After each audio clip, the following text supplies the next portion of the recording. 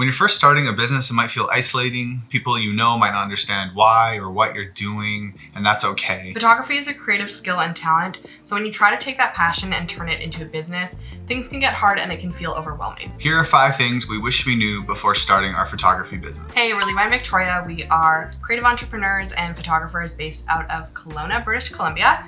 We share videos on marketing, creative business, and living in BC, so subscribe if you want to see more videos like this. Today we're going to be breaking down the 5 things we wish someone had told us when starting our business. Levi is going to start with the first one. Okay, so number 1, we want you to choose a name that makes sense for who you are. Some people are choosing fluffy names out there. They're not strategic. They don't really have anything to do with the business necessarily. We wish someone would have told us when we were first starting. So we started with Wilder Heart Media. Heart Media, which went to like Co, which went to, it switched a changed little bit. But we've officially, this past year, went to Levi and Victoria Creative. We found that this is strategic because it's who we are. We're showcasing people what we do, our relationship, and our work. So we're saying pick a name that's not fluffy but strategic for your business. Especially for photographers. Other service-based businesses, I feel like, can get away a little bit more with choosing a name that is like a business name rather than your personal name. But that's mostly because, say you're working with a designer, they may have 10 other designers that you could work with. When you're working with a photographer, the person who's showing up to do your photos is usually the only person that's running the business. That's us. Yeah. The second thing is establishing your ideal client and what you want to shoot earlier rather than later. Obviously, this is a learning curve when it comes to photography in general, is figuring out what you like to shoot, what you don't like to shoot. But I definitely encourage you, before you invest lots of time and money into your branding, into your website, make sure that you get clear on who your ideal client is first. So yeah, we started as like wedding photographers, like that was kind of the goal, but we actually slowly moved into branding because we liked that personal connection, the intimacy of actually getting to know people. And that's why we pick and choose a smaller amount of weddings so we can actually get to know that couple and have more of that intimate experience. Yeah, so you don't want to make your whole website based on newborn photography if you actually want to do wedding photography, and you don't want to make your whole website about weddings if you want to shoot with brands. So definitely something to keep in mind before you start investing your money into that. Right along with that is showcasing the work that you want to shoot on social media. So if you want to shoot weddings, set up a styled shoot and get some wedding content so you can post that, and that you're not just filling up your feed with family shoots if you don't want any more of those. Yeah.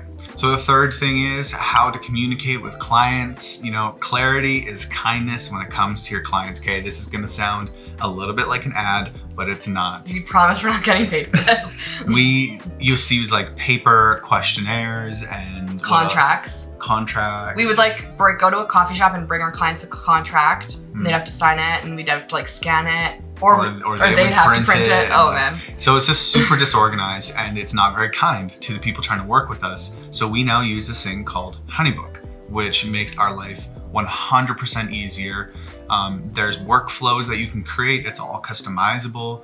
There's email responses you can create. Everything's in there, questionnaires. So it's just really made things clear, concise, and kind, and it actually just makes the client experience 100% better. And also the same. The thing before was that like some of our clients, if we were in a really good time and we were really organized, got an amazing experience. If we were in a time when we weren't as organized, it was probably a little more chaotic. Yeah. So Honeybook's definitely brought that all into focus. Everything's the same now. Yeah. The fourth thing to remember is that growth is slow, and that's okay. If you follow a lot of people online, which you probably do nowadays, it can be really easy to idolize them and their lifestyle and to get into the mindset that these people were like an overnight success. Especially if you're following people that put out educational content, it can be easy to listen to the things that they're telling you to do. And think that if you just do those things, you'll be as successful as they are. And it's like sometimes they always push like their older videos. You're like, wow, like they've been successful forever. But it's like, no, that video is now successful. Exactly. Or that post is now successful. Yeah, so you can definitely just take the reminder that growth is slow, that no one is an overnight success.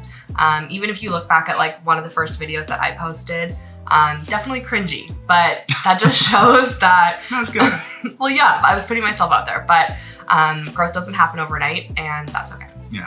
So number 5, okay, and it's maybe cliche, but keep putting yourself out there, okay? Consistency, that's what everyone is saying, and it's so true.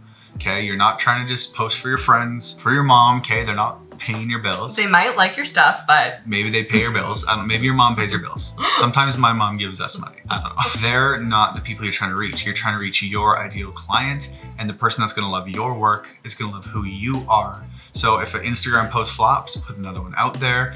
If a TikTok's not doing well, just keep making them. You gotta be consistent with your content going out. People may make fun of you for posting your like face on Instagram stories or talking like you're an influencer or I make fun of Victoria. Yeah, exactly. Levi makes fun no, of me. I don't make fun. I joke.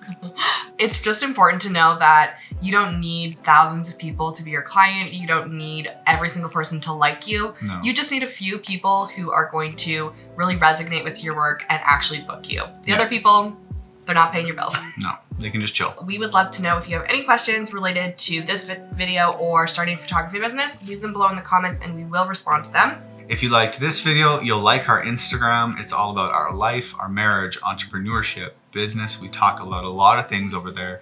Go give us a follow. Thanks for watching this video. Hope to see you on the next one. Have a great week. Peace out.